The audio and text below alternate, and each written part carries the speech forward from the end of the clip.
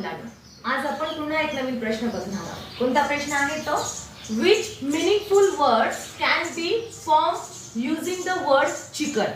म्हणजे चिकन हा शब्द घेऊन त्यामधून कोणता सर्वात लहान शब्द म्हणा किंवा त्याच्यामधून कोणता शब्द निघतो.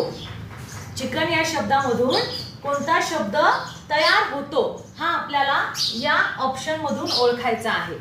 तर हे कसं ओळखायचं मी तुम्हाला सांगते, इकडे लक्ष द्या. पहिला शब्द कोणता आहे? चिल. पहिला शब्द कोणता आहे? चिल. बरोबर. मग चिल हे स्पेलिंग त्या चिकन मध्ये आहे का बघा बरं. चिकन मध्ये CHICKEN चिकन. यल आहे का? चिकन मध्ये डबल यल आहे का?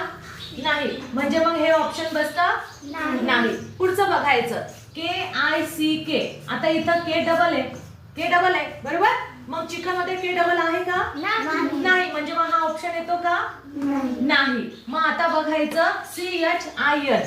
C आहे, H आहे, I आहे आणि N आहे बरोबर. पण आपण आणखीन चौथा ऑप्शन राहिलेला तो सुद्धा चेक करून घेऊ. KITE बरोबर. KITE मध्ये T आहे का? इथे T आहे, इथे T आहे का? नाही. म्हणजे हा ऑप्शन बसत नाही. म्हणजे चिकन या शब्दामधून कोणता शब्द निघतो?